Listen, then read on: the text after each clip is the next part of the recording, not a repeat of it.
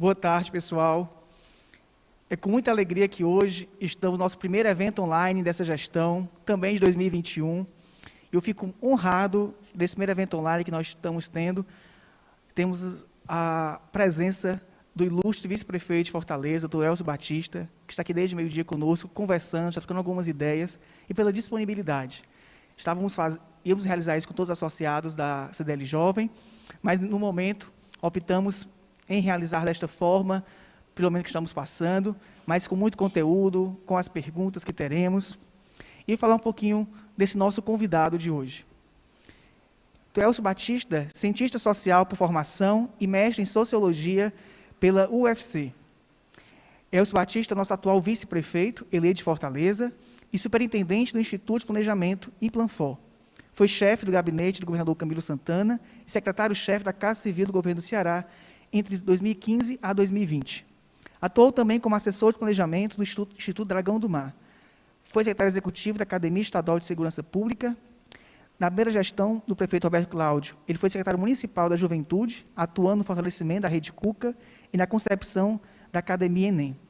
Atuou junto na unidade de gerenciamento de programa do Banco Interamericano de Desenvolvimento, Prefeitura Municipal de Fortaleza, mesmo período que foi assessor de planejamento do Instituto de Arte e Cultura do Ceará. Foi um dos responsáveis pela elaboração dos planos de governo do prefeito Roberto Cláudio e do governador Camilo Santana. Esse breve currículo para mostrar também a história que tem junto ao governo do Estado e com a Prefeitura de Fortaleza, e para poder esquentar aqui as perguntas, o momento desse bate-papo que nós teremos sobre empreendedorismo e o papel do poder público nesse momento atual da economia. Desde já manifesto, doutor Elcio, a minha gratidão, a nossa gratidão pela sua disponibilidade de estar aqui, de termos essa forma de dialogar e conversar com a Prefeitura de Fortaleza.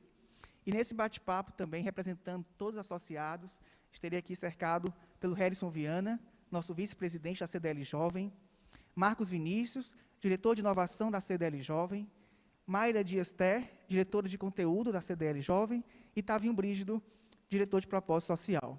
Agradeço já também quem está online, a Fátima, a nossa diretora da CDL de Fortaleza, dona Fátima Borges, o nosso vice-presidente da CDL de Fortaleza, Honório Pinheiro, os associados que já estão aqui na tela, que estamos observando. Muito obrigado. E as perguntas vocês podem fazer via chat ou também pelo WhatsApp da CDL Jovem, que estaremos aqui acompanhando. Tá bom? E para iniciarmos esse momento, para dar a palavra para o nosso convidado, até já conversei com o doutor Elcio antes de iniciarmos, que nós temos aqui dois pilares e queremos fazer um jeito startups de ser. E ele topou a nossa ideia, que é realizarmos as perguntas rápidas e as respostas até 5 minutos, para que a gente possa ter bastante tempo, nessa 1 hora que temos, de ventilar os temas que precisamos conversar, precisamos dialogar. Peço já desculpa se eu precisar cortar e intervir, pelo conteúdo, pela experiência que ele tem e gosta muito de conversar e tem muito o que falar para nós. Acho que se estivesse a tarde inteira, com certeza, não faltaria conteúdo também para fazer isso. Então, para começar, doutor Elcio, empreendedorismo, essa é a palavra. Quais os projetos, ações, nova gestão municipal que terá nessa área de empreendedorismo? O que é que essa palavra soa em você? E boa tarde. Olha só, muito boa tarde, Roberto, Tavinho, Mayra, Edson e Marcos, e também a todos que estão nos acompanhando aí de forma online. Primeiro, quero agradecer o convite e a oportunidade de poder conversar com vocês, falar sobre empreendedorismo, sobre a economia da cidade, sobre inovação, né, e também sobre o momento que a gente está vivendo aqui no nosso país e na nossa cidade. Bom, a palavra empreendedorismo, né, como se a gente for para a sua raiz, né, ela vem de empreender, vem do verbo empreender, né, ou seja, de empreendimento, o substantivo empreendimento. Então, empreender significa, ou guarda uma relação direta, de você buscar fazer algo, de você buscar realizar algo, de você buscar criar algo, de você buscar desenvolver algo. Seja um produto, seja uma atividade, seja você mesmo, né? Eu costumo dizer, falando da minha própria história, que eu sou empreendedor da minha própria história, da minha vida, da minha trajetória. Né? Quando a gente vai para a universidade, faz um curso, se qualifica, e depois você vai para o mercado de trabalho, seja como um profissional liberal, seja como uma força de trabalho dentro de uma empresa, seja como um empresário, não importa. Você é um empreendedor de si mesmo. Né?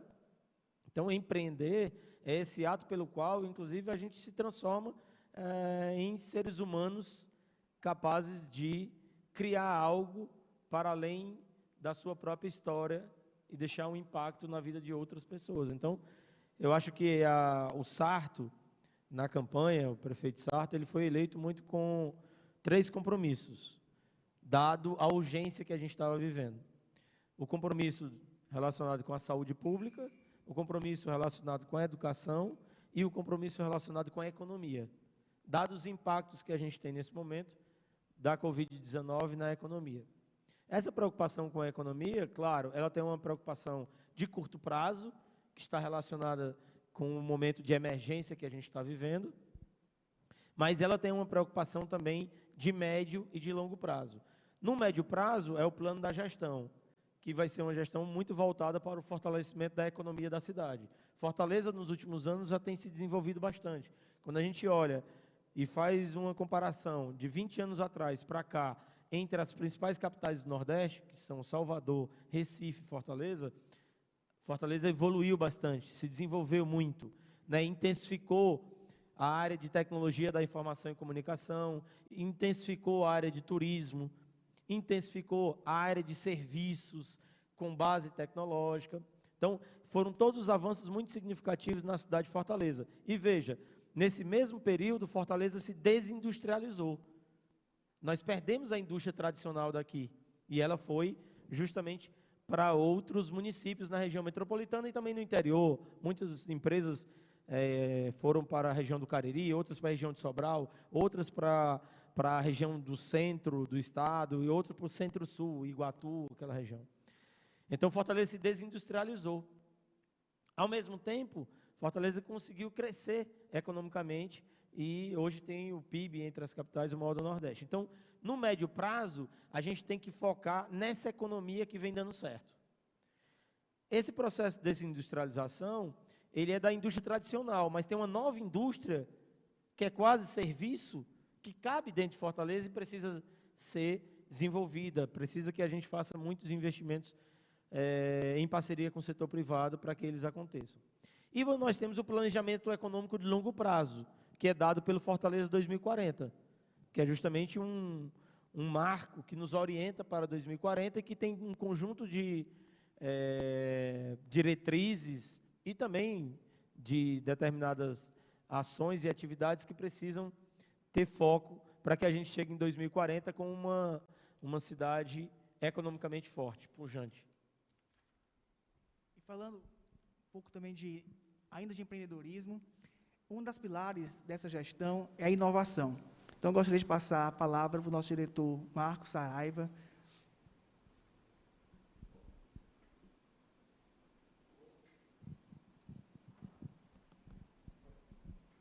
Alô? Foi. Elcio, primeiro, obrigado por ter vindo, ter aceito esse convite. E a gente não pode deixar de falar de inovação por tudo isso que a gente está vivendo, né? Das áreas econômicas que mais cresceram com a pandemia, óbvio, foi a área de inovação, de tecnologia. E aí minha pergunta vai muito nesse sentido, assim, o que a prefeitura está fazendo e o que ela pretende fazer para desenvolver esse ecossistema de inovação aqui com a gente? Bom, nos últimos 8 anos, o prefeito Roberto Cláudio, ele tomou algumas iniciativas para fortalecer o ambiente de inovação na cidade. Para você inovar, você tem alguns pilares que precisam estar presentes na cidade ou no estado para que isso aconteça, ou no país, né?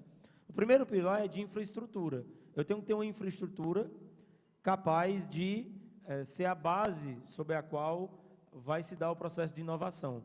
Essa infraestrutura, ela por um lado, ela pode ser física ou ela pode ser institucional.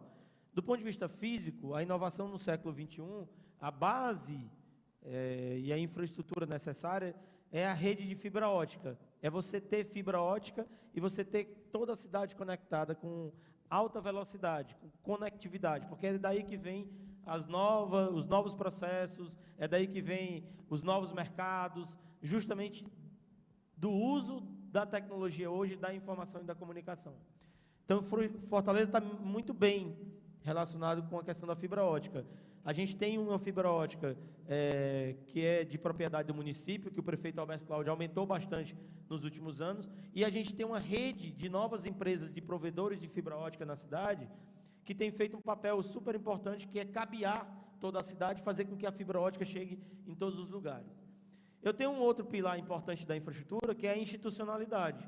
Eu preciso ter instituições voltadas com foco na inovação.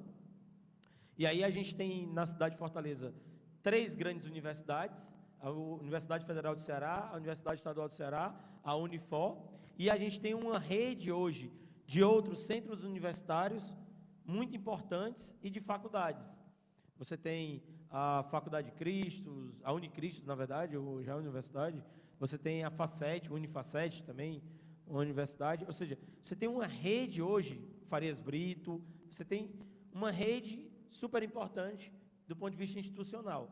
Ainda falta dentro dessa rede de institucionalidade, mais centros de pesquisa, ainda falta mais centros na cidade de Fortaleza, para atrair pesquisadores para cá e desenvolver pesquisadores. Eu tenho um segundo ponto, muito importante, depois da infraestrutura, eu tenho um segundo ponto que é capital humano. Eu preciso formar pessoas com espírito inovador, dentro desses lugares. E, de preferência, se isso puder vir das escolas de ensino médio, tanto melhor.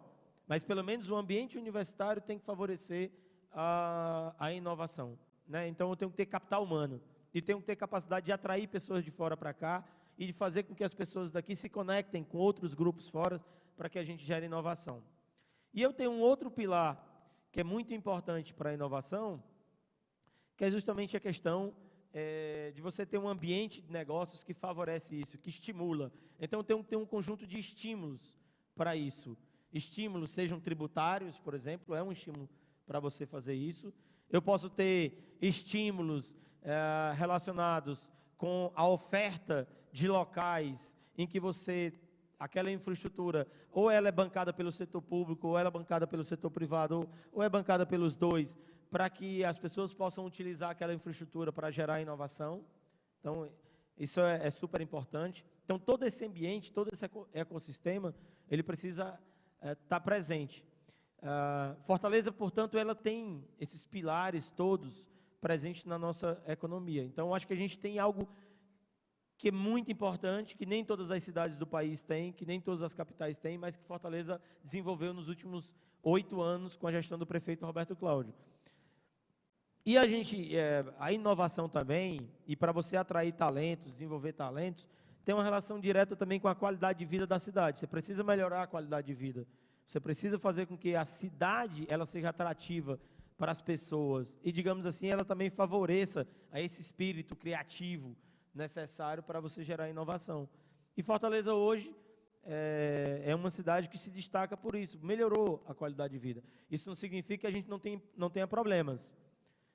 E eu e o Sarto, a gente tem um compromisso justamente de enfrentar esses problemas, aproveitar esse legado do prefeito Roberto Cláudio, aperfeiçoar.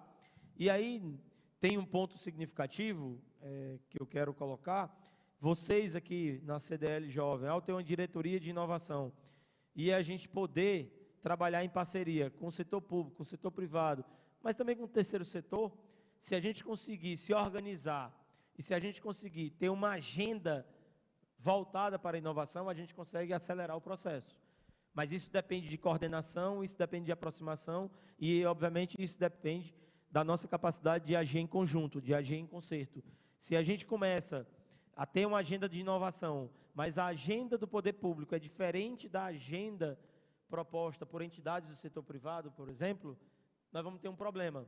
Muito possivelmente a gente vai competir, a gente não vai cooperar. E para inovar eu preciso primeiro cooperar. A competição ela vem depois, né? Mas assim, eu preciso cooperar, eu preciso ter um ambiente de cooperação entre setor público e setor privado. Vou colocar que nós fomos a Florianópolis há 2 anos, na Big Trip da CDL Jovem, fomos impactados realmente nesse ecossistema que se colocou o poder público, iniciativa privada, terceiro setor, as startups, e realmente nós, CDL Jovem, somos muito pequenos, mas com certeza queremos deixar algo. É muito bom escutar isso para que nós possamos dialogar e, quem sabe, plantar uma semente aqui na nossa cidade também. O senhor falou um pouco que nessa gestão que iniciou há pouco tempo, né, há um mês mais ou menos, toda essa gestão já é bastante corrida e acelerada ainda mais com a pandemia, que urge resolver muitas situações e é uma coisa incontrolável, aonde você não tem um controle, então precisa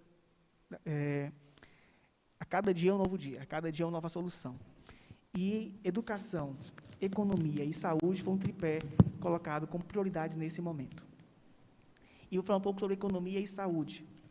Acho que são essas 2 pilares que mais ouvimos, que conversamos, que falamos, que criticamos.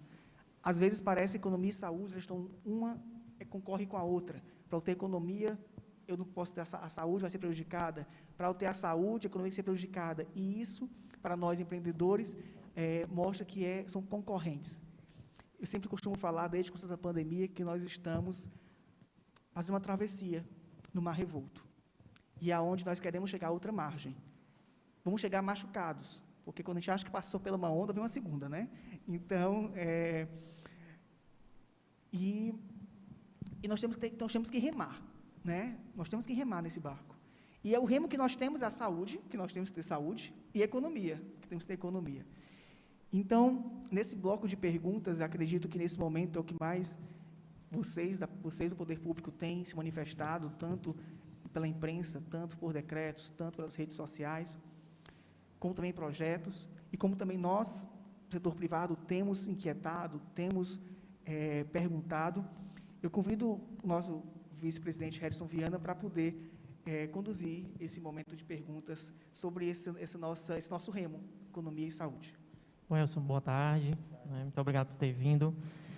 Eu tenho uma dúvida, né, devido às dificuldades econômicas que foram geradas pela Covid, se tem alguma política da Prefeitura voltada para ajudar, auxiliar essas empresas que foram tão afetadas, né, principalmente as empresas do turismo, as empresas de eventos, que foram muito prejudicadas, né?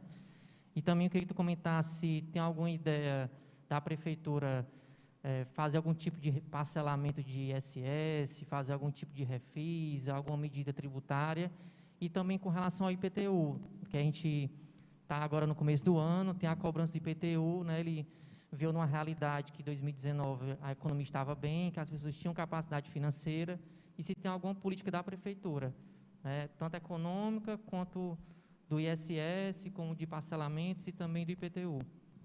Bacana.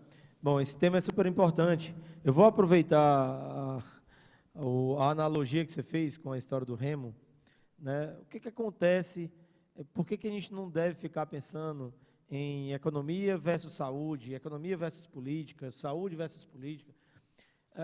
É como um remo.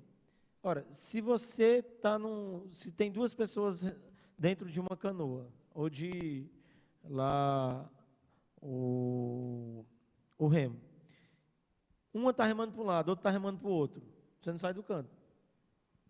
Para você, ou então você vai ficar rodando, né? Para você, o Tavinho me corrigiu aqui, se na verdade não sai do canto não, você fica rodando. O que acontece? Por que é assim? É assim pelo seguinte, se você não coopera com o outro, você não consegue encontrar a direção. Então, o momento que a gente está vivendo é um momento que tem demonstrado cada vez mais, primeiro, que nós somos interdependentes, que economia depende de saúde, que saúde depende de economia, que a própria saúde é uma economia. Você vê o que está ocorrendo agora no mundo, a corrida por vacinas e a corrida por remédio. É uma corrida de grandes laboratórios, porque isso pode significar bilhões para uma empresa, bilhões, pode fazer com que uma empresa hoje inexistente, se ela conseguir descobrir através de pesquisa, de inovação, um remédio, vai se transformar numa empresa bilionária, do nada. Simplesmente porque descobriu um aspecto relevante que através de um medicamento você pode evitar a Covid. Só para você ter uma ideia. E isso está relacionado com inovação, isso está relacionado com pesquisa, isso está relacionado com a economia, isso está relacionado com a saúde. Então, você tem uma interdependência muito forte. Então, a gente precisa parar de remar, ou parar de dizer que você tem que remar para um lado e eu tenho que remar para o outro. Está faltando muita coordenação no Brasil. Está faltando muito essa capacidade de coordenar os esforços. É isso que você faz quando você assiste uma competição de remo. O que acontece? Tem que ter muita sincronia, todo mundo remando na mesma direção, com muita sincronia, um remo em relação ao outro, num determinado tempo. Ou seja, é isso que vai fazer com que você seja capaz de vencer um outro grupo de competidores. É a cooperação. Claro, a competição estimulando essa cooperação. Então, é isso que a gente precisa ter. E a pandemia, na verdade, ela colocou para todos nós, de que há uma interdependência muito forte nas nossas vidas e em todos os níveis. Por isso que essa saída que muitos têm defendido do protecionismo, a gente não vai muito longe nisso, se formos defender atitudes protecionistas ou fechadas, de fechamento das economias. A gente tem que abrir mais, a gente tem que cooperar mais para o mundo. É assim que a gente pode, inclusive, resolver muitos problemas que a gente tem no mundo. É cooperando e, ao mesmo tempo, gerando competição entre esses atores para saber quem é que tem mais eficiência, quem é que tem mais produtividade, quem é capaz de fazer mais com menos, como se diz a fórmula do design. Então, respondendo diretamente agora a tua pergunta, o que acontece? Desde o ano passado, primeiro, o governo federal tomou uma série de atitudes para ajudar as empresas no país e também os estados e os municípios. Porque quando a economia não vai bem, os municípios e estados não vão bem, porque eles deixam de ter receita tributária. Como eles não têm receita tributária, eles têm dificuldade de manter os serviços. Então, ano passado, com o orçamento chamado de guerra, um orçamento excepcional, ele basicamente injetou na economia algo em torno de 800 bilhões de reais. Parte desses recursos foram para o auxílio emergencial, para as pessoas que vivem principalmente na informalidade, que são os mais pobres e mais vulneráveis também. Outra parte dos recursos foram para estados e municípios. Outra parte de recursos foram para as empresas, para que elas pudessem reduzir a carga horária dos trabalhadores, e o governo federal pagar parte dos salários dos trabalhadores. Bom, a gente está num momento, e os governos do estado e do município de Fortaleza, tanto o governador Camilo Santana quanto o prefeito Alberto Cláudio, à época, também tomaram iniciativas, no sentido de minorar, digamos, o impacto que a gente estava tendo da pandemia, sobretudo naqueles mais pobres. Conta de luz foi isentada, conta de água foi isentada para as pessoas mais carentes, houve uma série de medidas relacionadas com o setor privado também, para postergar prazos, enfim, pagamentos, etc. Agora, a gente está num segundo momento em que tem na mesa uma discussão, tanto em âmbito nacional quanto em âmbito local e estadual, de apoio aos empreendedores e às empresas, dado que o que ocorreu ano passado já acabou, já encerrou, mas a pandemia continua. Então, agora tem se discutido essas questões que você levantou aí, a questão do IPTU, do ISS, de parcelamento, de prorrogação, de isenção, enfim, de refis.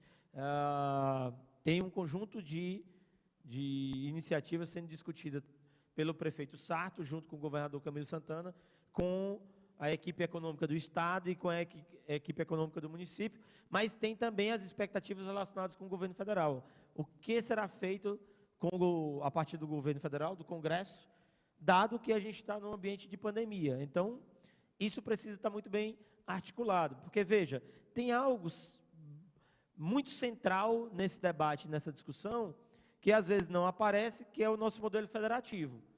Lembre-se, na década de 90, foi feito um acordo no nosso país, os estados e os municípios, eles não podem mais se endividar, eles não podem mais contrair dívidas sem que sejam autorizadas pela União. Então, a União, na verdade, ela é a fiadora, né? Ou seja, ela que tem a capacidade de dizer se você, o ente federativo, município ou estado, pode contrair dívidas ou não. Até a década de 80, os estados eles se endividavam independentemente do pacto federativo, da União. Agora não é mais possível, né? Então, isso engendra uma necessidade de que, se eu vou abrir mão de receitas tributárias, município e estado, como é que eu faço para arcar com o custo que eu tenho operacional? É o chamado custeio da máquina pública, custeio da administração pública. Porque tem uma série de serviços que eu não posso parar, inclusive de saúde, e que eu preciso ter receita tributária para isso. Eu posso me endividar, então eu vou contrair dívida. Contrair dívida é justamente isso, encontrar um financiador para que você pague no longo prazo. O problema é que só quem pode contrair dívida é a União, só ela pode se endividar no longo prazo. Os municípios e estados só podem fazer isso com autorização do Ministério da Economia, do Congresso Nacional, do Senado, enfim. Então, isso precisa ser dito, porque abrir mão de receita, você vai até um determinado limite, porque você não pode comprometer também a administração pública, porque se você comprometer, você compromete os serviços. Se no meio de uma pandemia como essa, o poder público ele não presta os serviços necessários, aí gera o caos. Aí, se estabelecer o caos, você vai ter uma situação de anomia social, ou seja, de falta de regra, de norma na vida social, e a gente não sabe o que pode acontecer com as pessoas, né? Então, por isso que esse debate que você está apontando aí, que ele é importante para os empreendedores, ele é um debate hoje que está sendo feito, mas a gente precisa relacionar essa possibilidade de você dar isenções ou postergar pagamento de tributos ou dar algum tipo de auxílio para as empresas, né? Você vai ter que negociar isso, mas olhando para o que está ocorrendo lá no Congresso Nacional e para o governo federal em torno do apoio ao município e ao estado. Elcio, ainda falando um pouco da pandemia, acredito que entre a conversa, né, no WhatsApp, seja entre amigos empresários, fica aquela inquietação se, eu acredito também que não depende do seu cargo, que hoje ocupa no poder público, mas por estar envolvido, ficando na dúvida sobre um novo lockdown, se isso vai existir ou não. Por que a gente pergunta isso? Porque, às vezes, o que nos pega de calças curtas é a falta de um planejamento, né? Nós não sabemos o que acontecer, a gente tem que também pivotar, né, e pular e fazer alguma coisa de uma forma imediata. E isso onera, isso a gente poderia economizar alguma coisa sabendo que vai acontecer algo, e acaba que a gente tem um custo a mais que a gente não tem onde gastar mais. Então, assim, há alguma previsão para, quando finalizar esse decreto do governador dia 17, as regras mais restritas? Olha só, o mundo todo está agora vivendo, né, uma expectativa muito grande relacionada com a vacina. Vai ser a evolução da vacinação em todo o mundo e dentro de cada país que vai dizer qual é o risco que a gente tem de medidas mais restritivas e menos restritivas. Lá, um ano atrás, quando tudo isso começou, o cenário era de muita incerteza. Incerteza em relação à doença, incerteza em relação ao tratamento, incerteza em relação à vacina, incerteza em relação à capacidade dos hospitais e, enfim, de todo o setor de saúde, ele entrar em colapso ou não.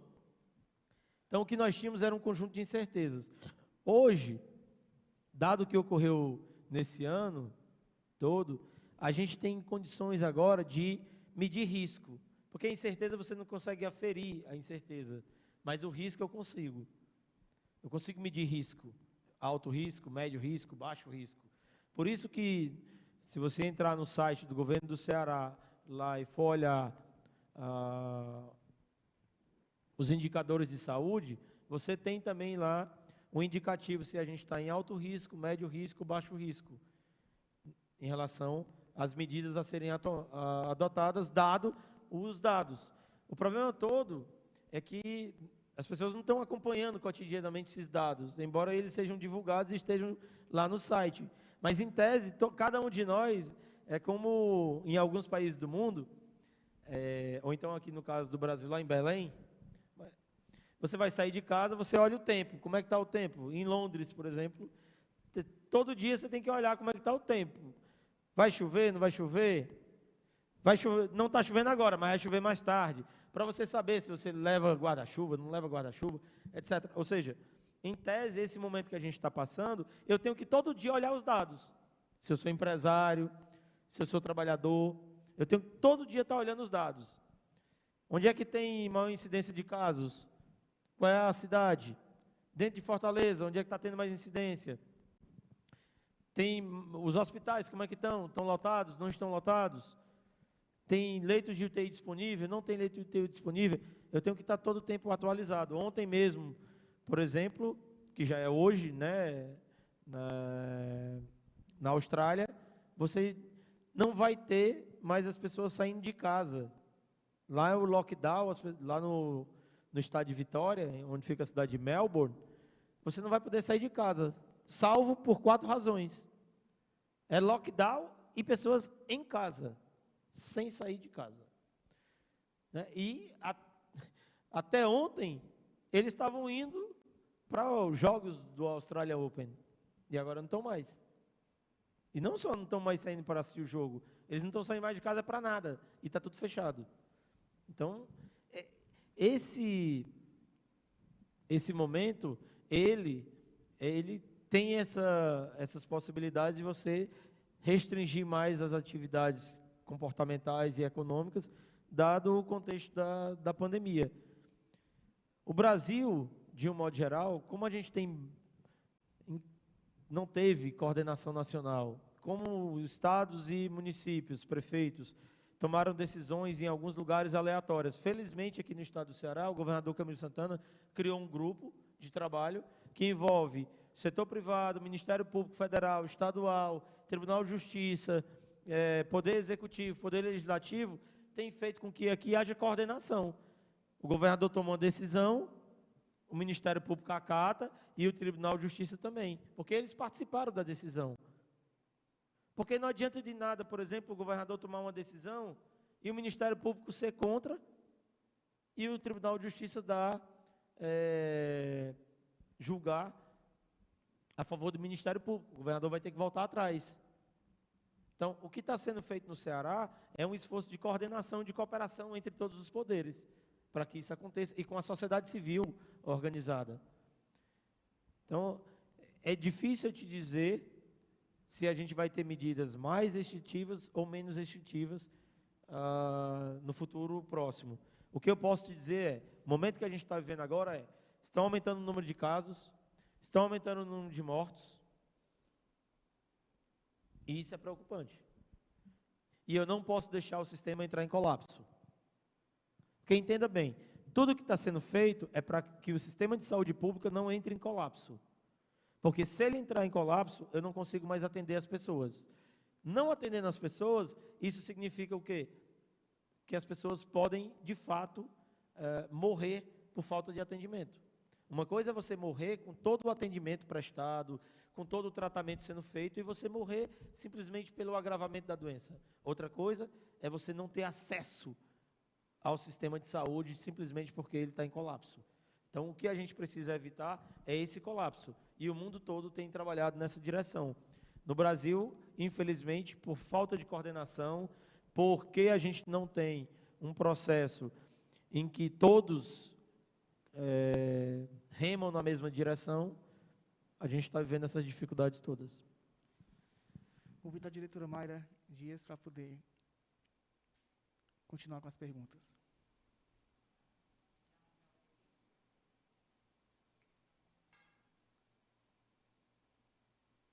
Oi. Perfeitamente. Elcio, muito bem colocado. Estou aqui acompanhando o grupo, né, e tenho algumas perguntas, tá certo? Pelo que você colocou, a pandemia, logicamente, é como se fosse um paciente que chegasse em estado grave e é considerado algo agudo, né, e precisa ser tratado naturalmente. Mas há uma inquietação, realmente, por parte do empreendedor, no quesito que a gente vai precisar conviver com tudo isso, né, porque mesmo que venha vacina e tudo, há um cenário de incerteza. Então, assim, a certeza de que a gente tem que, por algum tempo, nós vamos precisar realmente conviver. E aí fica aquela preocupação, que se a gente não assim, auxiliar, né, o empreendedor nessa hora, corre o risco de uma doença crônica e a gente depois não conseguir mais voltar, né? Então, estou vendo aqui uma certa inquietação em relação a isso, a questão de auxílio mesmo ao empreendedor nessa hora, e inclusive em relação ao alvará, né? Porque a gente sabe que existe a questão do alvará social, que empresas pequenas, né, são contempladas, mas existem outras empresas que, a depender do porte da área, elas permeiam aí taxas de R$5.000, né? E aí, assim, a empresa ela não está tendo faturamento compatível com essa realidade. Então, assim, pelo que eu estou percebendo aqui, há uma inquietação se há algo de concreto ou de estudo mesmo, assim, pelo que eu entendi, está sendo estudada essa possibilidade de auxílio, né? De pelo menos amenizar alguma coisa. E aí, sobre o alvará, em específico, essas empresas, tem alguma medida assim, paliativa nesse período de pandemia? Como é que está isso? Olha, como eu falei, tanto para o alvará quanto para todas as outras iniciativas que me foram apresentadas, tudo isso está sendo discutido no âmbito, de fato, entre o prefeito e a equipe econômica do município. O prefeito Sarto, né, e, obviamente, o governador Camilo Santana, as medidas que eles necessitam tomar e precisam tomar, elas estão amparadas numa profunda responsabilidade, né? Em, claro, manter o sistema de saúde funcionando para que ele não entre em colapso, restringir quando for necessário e na medida, talvez, exata, né? Ou seja, a medida correta, a medida mais prudente para cada um desses momentos, e articulando cada vez mais com os parlamentares do Estado do Ceará, que nos representam em Brasília, mais os senadores que nos representam em Brasília, para que a gente possa ter um processo coordenado e para que o governo federal ele possa auxiliar também a estados e municípios a ajudar os empreendedores. Se o governo federal faz isso diretamente, ótimo. Se ele não faz isso diretamente, ele fazer através dos estados. Mas precisa ter cooperação interfederativa. Nenhum ente, isoladamente, consegue enfrentar uma situação como essa. Nenhuma pessoa, isoladamente, nenhum ser humano, nenhuma instituição. Tem que haver cooperação e muitos esforços serem coordenados para que a gente consiga apoiar os empreendedores. Se você não tiver um esforço interfederativo, a gente não vai conseguir alcançar uma situação em que a gente controla a doença, mas também preserva minimamente as condições econômicas do nosso país. Um pedido que acredito que todos nós façamos, nesses estudos que sejam colocados, que a postergação de pagar impostos para a gente não adianta, porque quando chegar naquele mês, vamos pagar aquele imposto que não é benefício, você pagar o do mês e aquele atrasado pela legislação, e acaba que nós não estamos sem fôlego, né? A gente vivemos isso ano passado, o governo federal, estadual, deram essa postergação, e nesses meses que nós tivemos que pagar, acho que foi setembro em diante, a gente percebeu um grande sufoco no nosso fluxo de caixa quanto a isso, ou seja, não foi um benefício, ele foi apenas, aquele momento ali, com o respirador na gente naquele momento, mas depois o respirador foi tirado, e a gente ficou em ar puros novamente. E falando um pouco sobre economia, todos nós estamos empresários enxugando tudo, enxugando a empresa como um todo, cortando a própria carne, às vezes quando tem carne. Então, a nossa pergunta para a Prefeitura de Fortaleza é: quais são as medidas que a Prefeitura de Fortaleza está tomando para também enxugar a máquina pública? Olha, esse é um debate muito importante que a gente tem no país, que é justamente a eficiência e a equidade, né, que o serviço público pode alcançar tanto em nível nacional, quanto em nível estadual, quanto em nível municipal. Agora, né, o prefeito Sarto, ele inclusive está tomando uma série de medidas muito importantes, no sentido da gente fazer com que haja mais eficiência na máquina pública municipal. E eu vou citar aqui 3 pontos que eu considero muito importantes nesse processo. O primeiro é o processo de transformação digital. Há toda uma preocupação, há toda uma agenda hoje no município que o prefeito Sarto vai conduzir, né, com todo o secretariado, no sentido de acelerar o processo de transformação digital. Isso vai significar que a gente vai ter mais eficiência, a gente vai conseguir diminuir o custeio que a gente tem e aumentar o custeio naquilo que é necessário. Porque, veja, para que a gente tenha uma escola de qualidade, para que a gente tenha um sistema de saúde que tenha mais capacidade de responder, eu preciso de mais investimento nele. Eu preciso de mais investimento. Só para vocês terem uma ideia, sem escola de tempo integral, a gente não vai muito longe na educação.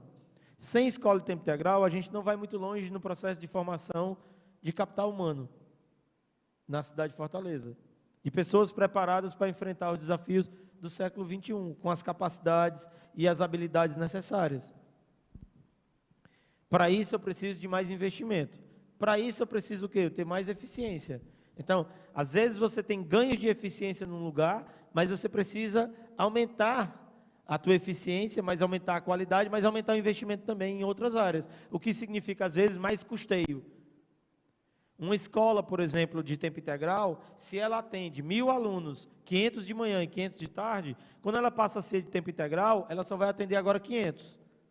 E os outros 500? Eu vou ter que fazer uma nova escola para os outros 500. Então, eu aumento o meu custeio. Mas isso é um custeio bom, porque isso não é custeio, isso é investimento, estou investindo em gente. Só que para essa gente ser formada, eu preciso ter professores. Então, o processo de transformação digital, ele vai ser muito importante para a gente gerar mais eficiência, mas parte dessa eficiência vai significar novos investimentos em outras áreas. Mas ele, por si só, ele é fundamental. Agora mesmo está em debate na Câmara Municipal a reforma da Previdência do município de Fortaleza. Essa reforma é fundamental. O município, ao longo, se eu pegar só dos últimos 19 anos, de 2003 para cá, nós já tivemos nós tivemos 5 reformas da Previdência, pequenas reformas, que iam ocorrendo e que iam mudando. A Prefeitura de Fortaleza, ela não fez nenhuma dessas reformas. Então, ela precisa fazer reforma agora. Essa reforma, por que ela é importante? Porque ela tem um impacto muito significativo no orçamento. Esse ano, a Prefeitura de Fortaleza, ela vai ter que disponibilizar do seu tesouro 450 milhões de reais para complementar o pagamento dos aposentados. Para complementar. Porque hoje os aposentados pagam 11%, aliás, os servidores pagam 11%, a Prefeitura paga 22%, que é a contribuição patronal. Além desses 11% e dos 22% de tudo que é arrecadado, a Prefeitura tem que botar mais 450 milhões para fechar a conta, para pagar os aposentados na cidade de Fortaleza. Então, essa reforma, ela é no sentido de produzir mais eficiência e, portanto, produzir uma economia dos recursos do Tesouro. Esse é o segundo ponto. Então, primeiro, transformação digital. Segundo, reforma da Previdência. E o terceiro ponto é justamente um trabalho que está sendo feito, e esse trabalho vai talvez demorar um pouco, que é justamente uma identificação dos serviços que são prestados pela Prefeitura de Fortaleza, da força de trabalho que a gente tem, para que a gente seja capaz de adequar essa força de trabalho aos serviços que são prestados.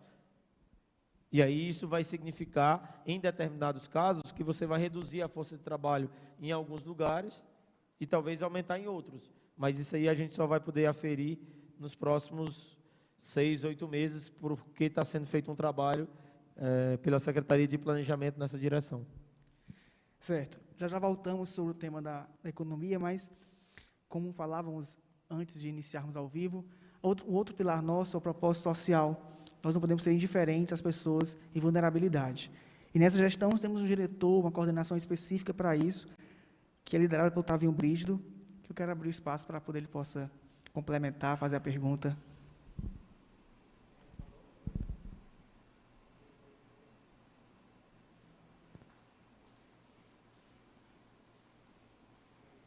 Oi, testando. Oi. Elcio, boa tarde. Primeiro, parabenizar. Eu acho que eu nunca vi um vice-prefeito tão atuante, tão engajado, tanto no processo, né, das eleições como agora. Então, parabéns aí por toda a sua dedicação. E em relação ao tema de propósito social, tem aquela máxima que fala que melhor do que você dar o peixe é você ensinar a pescar, né?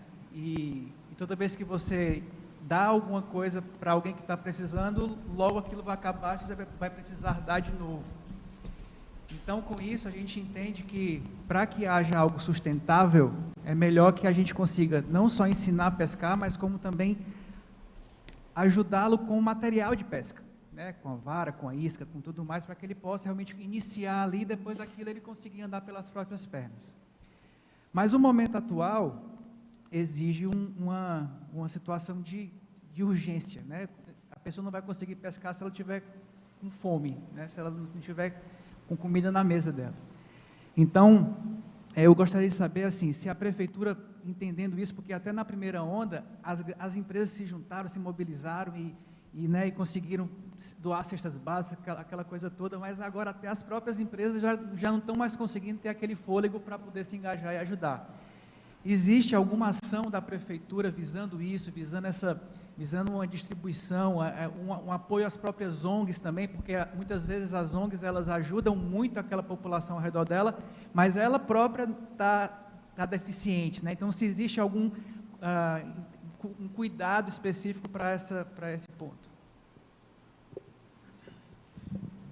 Olha só, ano passado foram tomadas uma série de iniciativas de apoio aos mais vulneráveis, tanto pela Prefeitura Municipal de Fortaleza, com o prefeito Alberto Cláudio, quanto pelo governador Camilo Santana. Eu citei aqui, por exemplo, a questão do pagamento da água e da luz daqueles que consumiam, né, e que estavam dentro da faixa da tarifa social, tanto na CAGES quanto no âmbito da Enel, né, e o governo do estado bancou.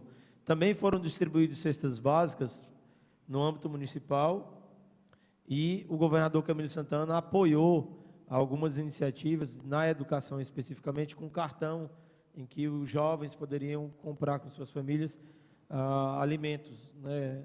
Um cartão em que você tinha R$80 para que eles pudessem comprar alimentos para suas famílias. Agora, o prefeito Sarto, ele renovou o auxílio para as famílias dos alunos, ou seja, são aproximadamente 230 mil cestas básicas que são disponibilizadas para famílias de toda a rede municipal, né? E outras iniciativas, elas estão sendo discutidas no âmbito da Secretaria de Direitos Humanos e Desenvolvimento Social, né, de apoio a essa população mais vulnerável, né? A prefeitura tem os restaurantes universitários, os restaurantes da prefeitura, existiam 2 restaurantes populares, eles não estão abertos, mas a alimentação está sendo produzida e está sendo entregue, e tem todo um trabalho de assistência social, principalmente com os moradores, com as pessoas que estão vivendo em situação de rua, na verdade, e também dentro dos abrigos. Então, há um esforço nessa direção. Mas, claro que o momento que a gente está vivendo é um momento excepcional. E esse momento excepcional, ele precisa de que serem tomadas medidas de solidariedade também. A solidariedade, ela no ano passado, ela foi muito forte, mas a gente precisa fazer com que esse sentimento, ele permaneça. Só para você ver como são as contradições, Tavinho. Ao mesmo tempo que a gente está falando em uma economia com problemas, com dificuldades, quando eu olho para os indicadores econômicos do mercado financeiro, as empresas estão ficando mais ricas. As pessoas que investem no mercado financeiro, muitas delas estão saindo da pandemia em melhores condições do que quando começaram, lá atrás. Assim, é como se o mercado financeiro, inclusive, tivesse descolado dessa realidade, né? O setor de bancos, por exemplo, teve lucros no ano passado muito elevados, considerando que a gente estava no meio de uma crise econômica e no meio de uma pandemia. Então, assim, isso são contradições desse sistema, que a gente precisa identificar essas contradições para a gente ter capacidade de responder melhor a momentos como esse, que são momentos excepcionais na história da humanidade, que são momentos excepcionais na história do Brasil e possivelmente, por exemplo, cada um de nós aqui talvez não viva um outro momento desse na nossa vida. Então é um momento muito excepcional. Momentos excepcionais como esse demandam que a gente tenha ações coordenadas, que a gente reforce os controles, que a gente tenha capacidade de tomar decisões nesse momento para fazer com que parte do financiamento das iniciativas relacionadas com as pessoas mais vulneráveis, elas venham das pessoas que podem pagar, que têm condições de arcar com isso, né? Então, se a gente não compreender o momento e as iniciativas que precisam ser tomadas, a gente não vai conseguir atravessar esse rio aí, atravessar esse deserto, né? Então, acho que a gente precisa ter essa capacidade de identificar essas contradições que a gente está vivendo, para poder conseguir resolver o problema daqui a 2, 3 anos, né? Porque o problema também não será resolvido no curto prazo. Você vai resolver isso aí no médio prazo. Esse eu acho que é a principal lição que a gente precisa tirar desse momento, é de que a solidariedade não é mais algo efêmero para o momento. Ela precisa ser algo mais duradouro. Se ela se iniciou no passado, ela precisa permanecer aí, pelo menos por mais esse ano e talvez pelo próximo ano. Só uma observação, né, que os indicadores financeiros e econômicos das empresas que cresceram, apesar que as grandes empresas, né, e de alguns segmentos, isso teve. E o que nos preocupa são os pequenos e médios, que trazem mais recursos e que geram mais emprego dentro da nossa cidade, que realmente muitos hoje estão precisando de muito apoio, né? Talvez ficando em estado de vulnerabilidade mesmo, no sentido econômico, no sentido de empreender. E eu queria saber se a Maíra tem alguma outra pergunta. Temos nossos associados.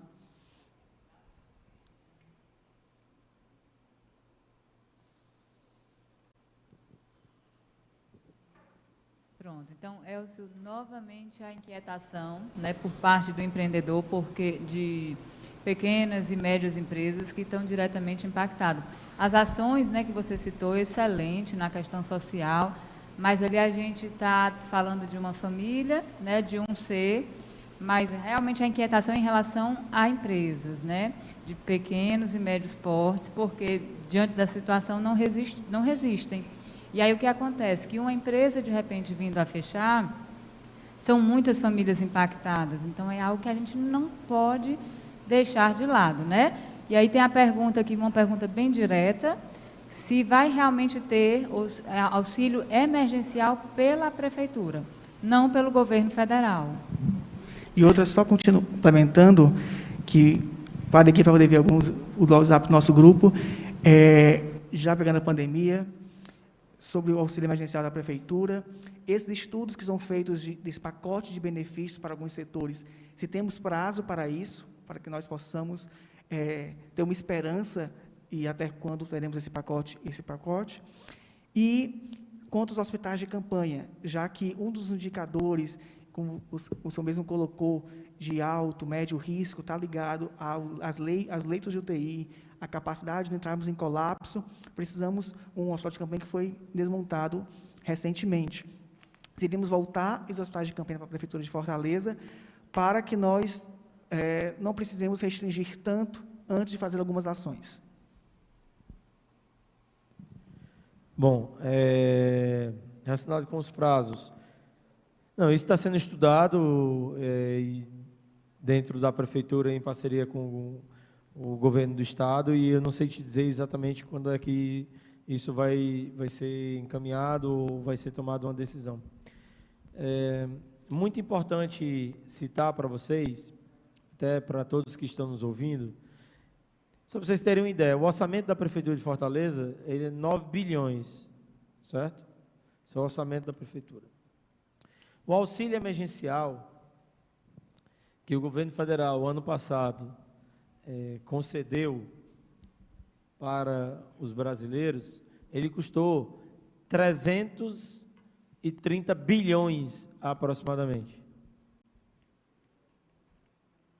Só para você ver quanto... aqueles 330 bilhões foi só para o auxílio emergencial no nosso país. O Bolsa Família, por ano, ele custa 30 bilhões de reais. O auxílio emergencial representou 330 bilhões de reais. Está em discussão um novo auxílio emergencial no governo federal, no Congresso Nacional. Eu estou dizendo isso para vocês entenderem a baixa capacidade do município, por exemplo, de ter um auxílio emergencial capaz de atingir uma população com 2 milhões e 600 mil habitantes como a nossa.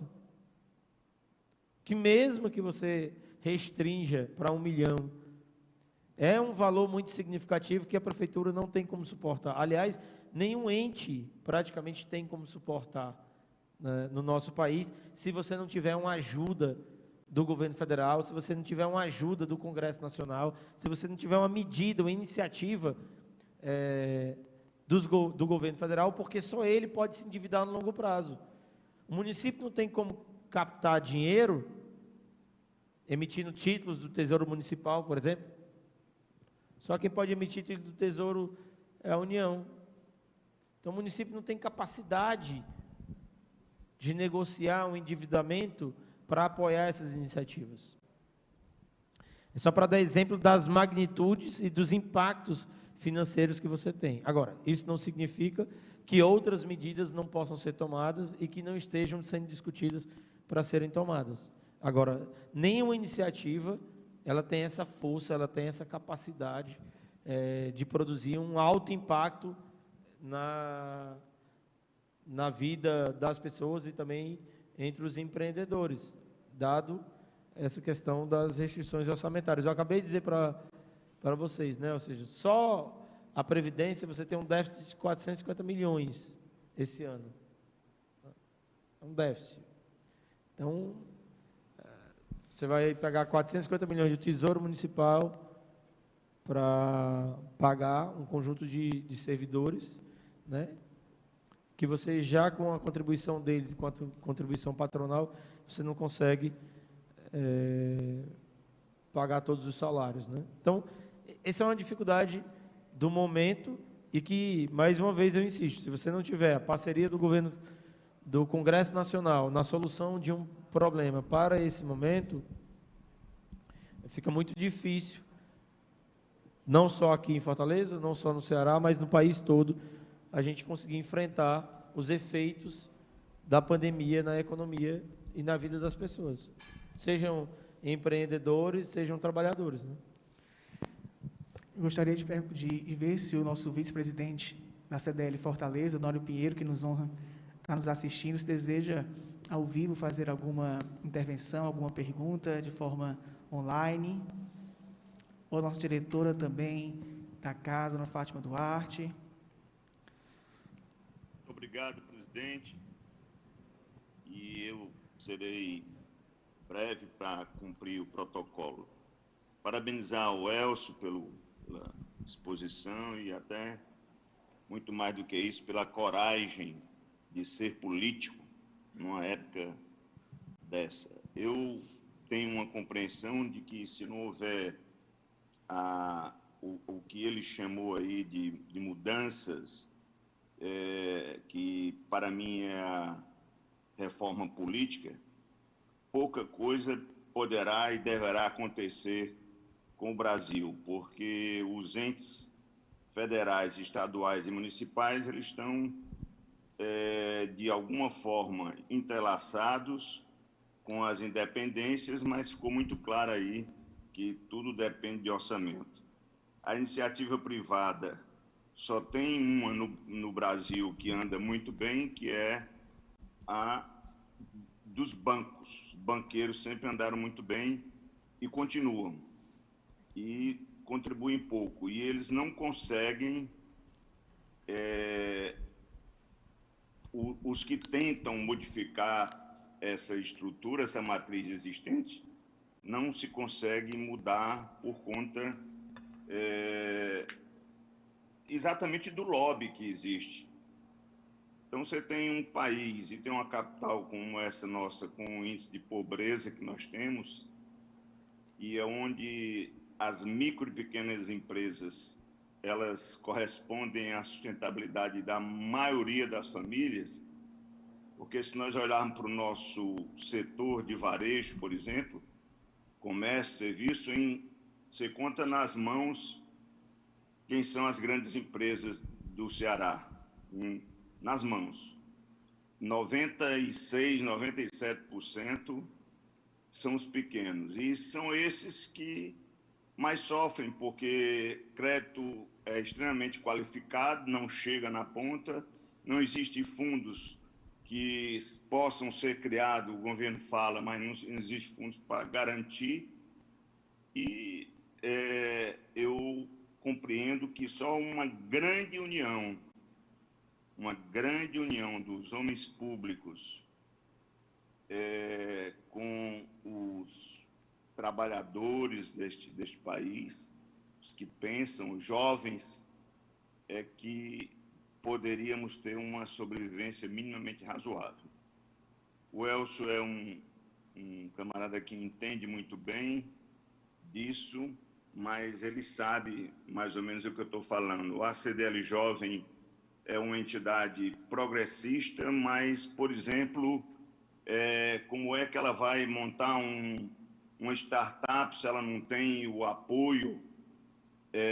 Ela tem espaço para montar 10, 20 ou 30, mas ela não tendo o apoio do Estado, quando eu me refiro ao Estado, município, Estado e União, não vai acontecer nada. Então, eu não sou pessimista, mas eu vejo com muita preocupação a desarticulação política existente no Brasil. Porque, queira ou não, tudo se resolve com a política. E a pergunta que eu queria fazer a ele é se ele acha a reforma política mais importante do que a tributária. Bom, em primeiro lugar, obrigado, Honório, pela pergunta, e também Honório é um grande parceiro aí, um grande empreendedor do nosso estado, pessoa que eu quero muito bem e tenho o maior respeito. Bom, eu acho a gente vem fazendo reformas políticas no nosso país, né? São pequenas reformas que são feitas no Congresso Nacional. A gente tem um problema porque algumas das reformas políticas, inclusive a lei dos partidos políticos de 95, ela depois, em 2006, foi questionada. A lei de 95, ela estabelecia a chamada cláusula de desempenho, ou cláusula de barreira. O STF foi e derrubou, em 2006, a cláusula de desempenho, dizendo que ela era inconstitucional. Isso foi um acelerador, por exemplo, para você ter essa quantidade enorme de partidos que o país passou a ter. Já na gestão do presidente Temer, foi feita uma reforma política ali, uma pequena reforma política, e ela vai começar, ela já está mudando um pouco, viu, Honório, o cenário político brasileiro. Já vai diminuir o número de partidos no nosso país, e tem diminuído. A próxima eleição agora, daqui a 2 anos, ela é uma eleição que não tem mais coligação para deputado estadual, federal, ou seja, para as candidaturas proporcionais. Já não teve agora para vereadores nesse pleito do ano passado. Então, existe uma reforma política em curso, né? Existe, o financiamento privado foi proibido, agora você tem só o financiamento público de campanha, você tem a possibilidade de doações, né? Mas doações limitadas a 10% do que você declarou enquanto imposto de renda no ano anterior, isso como pessoa física, não pode ter mais doação de empresas. Então, teve uma reforma política que foi encaminhada. Agora, claro, a gente precisa e a gente deve ter um conjunto de reformas. Teve a reforma da Previdência, a gente precisa de uma reforma tributária, de uma reforma administrativa, que são super importantes para desenhar, fazer o desenho institucional do país e da nação que nós queremos para as próximas décadas. Essas duas reformas são basilares, porque elas definem, primeiro, a estrutura do setor público e a sua lógica operacional, e a reforma tributária, ela organiza a sociedade com um conjunto de estímulos necessários para o empreendedorismo, para a inovação e para a geração de riqueza. Não nos esqueçamos, tributo é uma parte da riqueza que é apropriada pelo Estado, mas a legislação, na verdade, ela se refere a um conjunto de estímulos ou desestímulos das atividades econômicas e do empreendedorismo. Então, é para isso que você tem tributo. O tributo, ele não só tem a função do Estado pegar uma parte dos recursos da sociedade para redistribuí-los. Os tributos também funcionam como mecanismos de estímulos, de incentivo. Vou dar um exemplo para vocês do que eu estou falando. Nos Estados Unidos, o imposto sobre herança, ele vai de 24% a 54%. Aliás, 48%. De 24% a 40%. Mas tem alguns estados, 2 estados, salvo engano, que é 54%. Ele vai de 24% a 54%. Para que serve o imposto sobre herança? Qual é a finalidade do imposto sobre herança? A finalidade do imposto sobre herança, sobretudo na perspectiva dos Estados Unidos, dos americanos, é o quê? Ora, esse recurso ele vai voltar para a sociedade como uma forma de eu equilibrar a nova geração que está nascendo. Ele tanto é um estímulo para isso, mas também nos Estados Unidos ele permite que você crie uma fundação. Você não quer dar para o Estado, não? Pois então você vai dar para uma fundação. E o que sua fundação vai se comprometer a fazer? Fazer pesquisa, investir em educação, em saúde, em cultura. Basicamente são essas atribuições. Parte das fundações americanas todas, que são justamente heranças, ou vão para as universidades, quando eles não querem, a família não quer criar uma fundação, o dinheiro vai para a universidade, ou vai para outra fundação, é doado para outra fundação, e isso se transforma em quê? Em pesquisa, que gera o quê? Inovações, que gera o quê? Novos mercados, novos produtos, que gera nova riqueza. Então veja, o mecanismo tributário, como ele é um mecanismo super eficiente para contribuir para o desenvolvimento dos mercados. Então, a gente precisa de uma reforma tributária com essas características no nosso país. O melhor sistema tributário é aquele que gera o desenvolvimento da economia. Se me perguntarem, qual é o melhor sistema tributário? Aquele que gera o melhor desenvolvimento da economia, que produz mais equidade, mais eficiência e que gera mais riqueza. Esse é o melhor sistema tributário. E o mundo todo, por que o mundo todo não tem um único sistema tributário? Porque as sociedades fazem escolhas sobre o que elas querem financiar com o seu sistema tributário e o que eles querem financiar com os estímulos que vêm das leis tributárias. Um segundo ponto super importante, só para encerrar, que eu acho que é super, que o Honório tocou rapidamente sobre o Pacto Federativo, só para vocês terem uma ideia, no Brasil hoje, é mais ou menos assim a divisão da tributação nacional. 7% do que arrecadado no nosso país fica no âmbito municipal. 23% aproximadamente, 24%, depende de cada ano, 25%, fica no âmbito do Estado. 7 com 25, digamos que seja 25 nesse ano, dá 32. 68% fica na União. 68% fica na União. Em 85 também tem outra coisa super importante. Até a década de 90, início da década de 90, o que era que acontecia? Nós tínhamos uma maior parcela de impostos e uma menor parcela era de contribuições sociais. O que ocorreu nos últimos 30 anos? Hoje a gente paga mais contribuição, a União arrecada mais com contribuição social do que com imposto. Imposto ele divide com os estados e municípios, contribuição social não.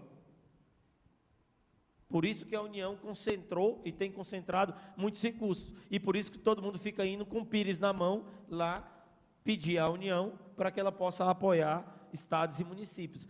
Só para vocês entenderem o quanto esse pacto federativo, da forma como está estruturado, ele tem impacto significativo na capacidade do município e do estado de enfrentar problemas como o que a gente está vivendo e, portanto, ajudar, contribuir, digamos assim, para minorar os efeitos sobre os empreendedores. Então, esse ponto é muito importante da gente discutir e é fundamental para que a sociedade brasileira, nos próximos anos, a gente seja claro, a gente defina, a gente dialogue, mas a gente estabeleça que modelo de nação a gente quer para o Brasil nas próximas décadas. Um dos problemas do Brasil hoje é que nós não temos projeto. Nós não sabemos o que vai ocorrer lá na frente. É tão certo que nós não temos projeto, não temos coordenação e não temos liderança, que a gente não sabe nem quando é que vai ter vacina, que a gente não sabe nem quando é que vamos ter os imunizantes necessários para toda a população. A Inglaterra tem 66 milhões de habitantes, comprou 400 milhões de doses, de 7 fornecedores diferentes. E o Brasil? Qual é o plano de vacinação? Ontem, não sei se o Honório viu, se vocês chegaram a ver, o senador Tasso Gereissati confrontando o ministro, porque o ministro da Saúde não sabia exatamente quando é que vai ter vacina, em que momento as vacinas vão chegar, qual é a vacina. E quem é a responsabilidade por ter um plano de vacinação? É do governo federal. Vacina é uma questão federal. Municípios e estados só distribuem e executam o trabalho final. Mas todo esse processo é federal. E o que acontece hoje no nosso país? O governo federal não sabe quando chegarão as vacinas, quais serão as vacinas, de quais empresas, e em quanto tempo a gente vai vacinar a população. Aí você tem uma corrida hoje que é governadores e prefeitos querendo comprar diretamente vacinas. O setor privado se organizando para comprar vacinas, para vacinar os trabalhadores das suas empresas. Uma discussão no nosso país, se isso é ético, não é ético. Mas por que está ocorrendo tudo isso? Porque a gente não tem projeto. A gente não consegue ter nenhum projeto que é um plano de vacinação, que seria uma coisa básica a ser feita. Isso demonstra o que aconteceu nos últimos 30 anos no Brasil. A nossa incapacidade de projetar, de planejar um modelo de sociedade, um modelo de nação, e a gente perseguir esse modelo. Já estamos adiantando da hora. Para finalizar, vou dar a palavra para o Harrison fazer a última pergunta. Depois, em seguida, o Dr. Elcio responde. Marcos coloca a última e a gente faz as considerações finais desse momento. A gente tem uma pergunta de um associado aqui, que ele está perguntando que o principal termômetro das empresas fecharem são a quantidade de leitos, né? Se estão ocupados, se não estão, os testes, né? Quantas pessoas estão pegando Covid ou não. E a gente tem um associado perguntando como é que está a perspectiva da prefeitura para abrir os hospitais de campanha. Porque quanto mais hospital de campanha, menos leitos ocupados, a rede hospitalar municipal vai estar mais tranquila e, consequentemente, as restrições serão menores. Bom, inclusive essa pergunta tinha sido feita, eu acho que... Foi por nós aqui. Acho que foi pelo Roberto. Né? Tinha me feito essa pergunta, tinha me esquecido de falar sobre a questão dos hospitais de campanha. Bom, está sendo feito um novo esforço agora, justamente de aumentar o número de leitos nas UPAs, que é a porta de entrada do município, e estão alguns leitos de UTI que já tinham voltado para atender as necessidades de outras doenças, eles estão voltando e se convertendo para leitos Covid. No âmbito do Estado também, o governo do Estado, que já tinha alguns desses leitos, tinham se voltados para atender outras doenças, eles estão voltando para atender a Covid. Né? Então, há uma expansão, novamente, de leitos de UTI para atendimento de Covid, Porque como você tinha diminuído o número de casos, o número de internações, muitos desses leitos se voltaram para atender as pessoas com outras comorbidades. Não nos esqueçamos, quando eu falo de colapso da saúde, nós temos um problema também muito grave, e por isso que a gente tem essa preocupação com restrições das atividades comportamentais e econômicas. Por quê? Muita gente está deixando de fazer cirurgia. Muita gente está deixando de ser operado no setor privado e no setor público, porque não tem leitos de UTI para que elas possam se operar. Mas o hospital de campanha em si vai ser construído novamente? Não há previsão para construir hospitais de campanha nesse momento. O que há previsão é para expandir dentro das UPAs, né, e pelo menos no âmbito municipal, nas UPAs, eu não sei se o governo do estado vai fazer o mesmo em alguns hospitais, mas dentro das UPAs, para que você possa aumentar o número de leitos de retaguarda, já que estão aumentando o número de pessoas que chegam com sintomas de Covid na rede municipal. E na rede municipal, a principal porta de entrada ou é o posto de saúde ou é a UPA. E, preferencialmente, muita gente está indo para as UPAs. Né? E dali elas são encaminhadas para quê? Para hospitais que têm uma infraestrutura maior. Hoje nós temos em Fortaleza o Leonardo da Vinci, que é um hospital do estado, né, totalmente voltado só para a Covid, né, esse é um grande legado que o governador Camilo Santana está deixando para a cidade de Fortaleza. Inclusive o hospital foi adquirido, né? Mas assim, esse é o quadro do momento, né? Pode ser que, dependendo do que ocorra nas próximas semanas, isso mude. O planejamento também relacionado com a Covid, ele é um planejamento diário, semanal, quinzenal e mensal. Todo dia está se olhando e está se planejando, né?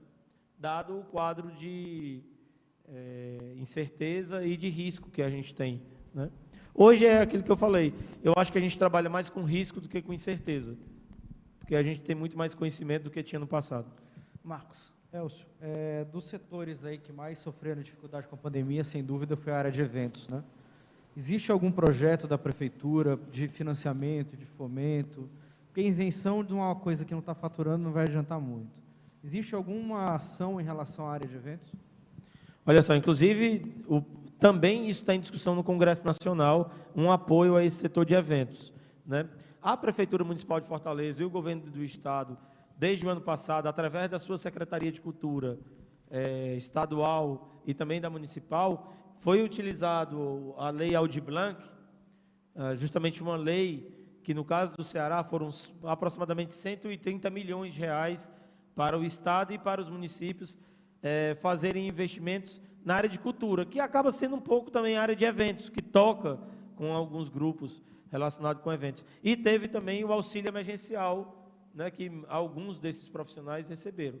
Os empresários mesmo, ou seja, o setor empresarial, aqueles que organizam eventos, as empresas propriamente dito de eventos, inclusive que organizavam casamentos, o setor de buffets, esse sim está passando por uma dificuldade e não teve ainda um apoio, salvo aquele que valeu para todas as empresas, né? Que era justamente você ter o auxílio para que as empresas pudessem diminuir o valor pago para os trabalhadores, né? Você reduzia a carga horária, reduzia salário e o governo federal complementava, né? Mas está em discussão isso no âmbito federal também, para que você possa apoiar. Veja, mais uma vez, é o setor de eventos, são os pequenos e médios. Quando você junta tudo isso, é um impacto muito significativo, que só pode ser suportado com o orçamento federal, que nenhum município, nenhum estado tem capacidade de suportar isso sozinho. Sem a coordenação e sem o auxílio, né, sem o apoio do governo federal, e quando eu falo do governo federal, do Congresso Nacional, né, que é o responsável justamente por aprovar um orçamento excepcional, a gente consegue enfrentar uma situação como a gente está vivendo. Bom, acho que as perguntas teríamos e teremos. Eu quero novamente agradecer por esse canal, por essa disponibilidade. Acredito que precisaremos de outros momentos e fomos muito rápidos em ser atendidos pela sua equipe. Eu quero agradecer o chefe de gabinete, enfim, toda a sua equipe foi muito solícita a estarmos aqui nesse momento. E precisamos desse canal aberto. Notamos aqui vários pontos, porque nós, como jovens empresários, precisamos perceber que a Prefeitura de Fortaleza ela está um pouco atada, esperando por algumas decisões do governo federal, e a gente fica imagina a gente, da iniciativa privada, que dependemos da Prefeitura, do Estado e do governo federal. Então, estamos ainda com as mãos, os pés e a língua travada ainda mais. Então, assim, a súplica nossa, eu como presidente da CDL Jovem de Fortaleza nessa gestão, seria a nossa súplica de termos um prazo para esses estudos de um pacote de benefícios que a Prefeitura pode fazer, independente do governo federal, o que é que tem dentro dela que pode ser feito, porque a situação que estamos vivendo dentro dos nossos associados é de aperreio, né? São empresas tendo que fechar lojas, os varejistas, que tem bares e restaurantes tendo que fechar suas unidades, ficando só no delivery. Quem é do serviço, como eu falo, do turismo, a gente fica sem previsão total do que pode acontecer. Então, essa incerteza causa uma aflição muito grande. Então, assim, agradeço demais pela coragem de vir enfrentar os jovens empreendedores, e, como você falou, pode perguntar qualquer coisa, que estamos aqui, e iremos enviar para o seu gabinete depois esses pedidos que nós colocamos aqui com os jovens, e vamos assinar para que... agradecendo, para que você seja um porta-voz também nosso, dentro desses estudos, mas que esses estudos possam ser muito rápidos, porque caso demore muito para estudar, quando o estudo sair, não temos para quem dar esse pacote, né? Ficaremos só as grandes e estaremos numa situação bem pior do que estamos hoje. As nossas demandas são várias, são muitas, mas todas da mesma forma, e é muito ruim a gente ter que depender de cada espera do governo. A gente fica, às vezes, também sem saber o que fazer, né?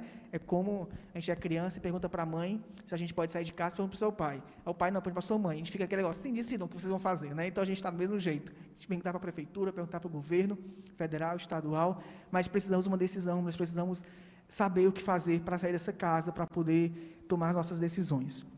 Mas agradeço enormemente, gratidão, e deixar aqui o momento, as últimas palavras, para esse nosso debate, para esse nosso bate-papo dessa tarde. Bom, em primeiro lugar, eu quero agradecer mais uma vez o convite, né, para participar com vocês, para discutir, debater, ouvir, dialogar. Acho que esse é o caminho para a gente construir as alternativas relacionadas com o desenvolvimento da cidade de Fortaleza. Quero dizer também que eu acho que é importante ter uma agenda de trabalho sobre a cidade de Fortaleza, focado talvez nessas duas prioridades que foram elencadas aqui, na inovação e também no empreendedorismo social. Acho que isso é muito importante, e agenda de trabalho significa agenda de planejamento, agenda de encontros, agenda de construção de saídas e de atividades de forma permanente. Quero dizer também que esse momento que a gente está experimentando são grandes inovações no mundo todo também. Tem muitos empresários que estão surgindo na pandemia. Tem muitas empresas que estão surgindo na pandemia. Tem muitas empresas que estão se reinventando na pandemia. Tem negócios que antes as pessoas não conseguiam enxergar para o desenvolvimento da sua empresa, e agora essas pessoas começaram a enxergar. Esse é um momento também que tem muitas empresas sendo mais eficientes, porque passaram a olhar melhor para dentro de si mesmo, e agora elas estão se tornando em empresas com capacidade de ser eficiente na gestão, ser eficiente no uso de recursos. Então, tem muita coisa acontecendo também. A gente não só tem a lamentar o momento que a gente está passando. Há muito que está sendo feito pelo setor privado, pelo setor público e pela sociedade civil organizada, e há muitas transformações interessantes que estão em curso, assim como há um conjunto de inovações e invenções que vão mudar radicalmente, talvez, a forma como a gente vai viver nas próximas décadas. Então, mais uma vez, super obrigado, estou super aberto para ouvir, para discutir, para debater e para a gente construir junto, lá no Instituto de Planejamento de Fortaleza, sobretudo a gente ancorar a visão de vocês, ancorar aquilo que vocês estão pensando e alinhar com o poder público, porque é esse alinhamento que será decisivo em relação ao nosso futuro. Obrigado. Obrigado, Elcio. Obrigado aos diretores que estão aqui presentes. Obrigado a Tatiana por organizar esse evento, a nossa equipe de transmissão, ao Felipe, a todos. E quero agradecer aos dois parceiros nossos que fazem acontecer a CDL Jovem, a Ipanema Comunicação e a NUSE, que também está nos apoiando nessa gestão. Inclusive, quero entregar ao nosso ex-prefeito essa nossa lembrança dessa nossa parceira também, como um mimo, uma forma de agradecer por essa tarde estarmos aqui. Tá ok? Muito obrigado. Obrigado. E, pessoal, obrigado também por estarem online, por nos acompanhar, pelas perguntas. Ficará salvo no YouTube, iremos ficar no Instagram também, logo mais. E, boa tarde, vamos... e a próxima quinta-feira nós temos o Be Innovation, com algumas startups para falar um pouco sobre este mundo. Na segunda-feira, vamos mais informações. Bom final de semana a todos e Deus abençoe. Parabéns, Elcio. Parabéns a toda a diretoria. Tudo bom, Elcio? Fala, Fatinha, tudo bem? Tudo.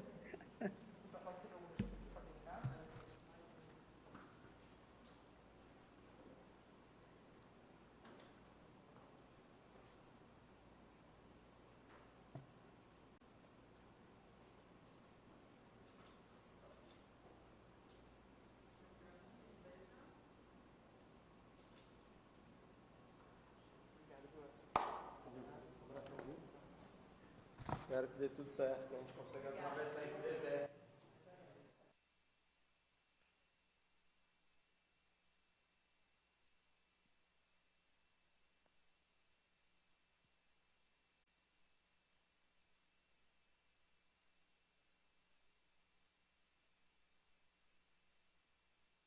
Tatiana.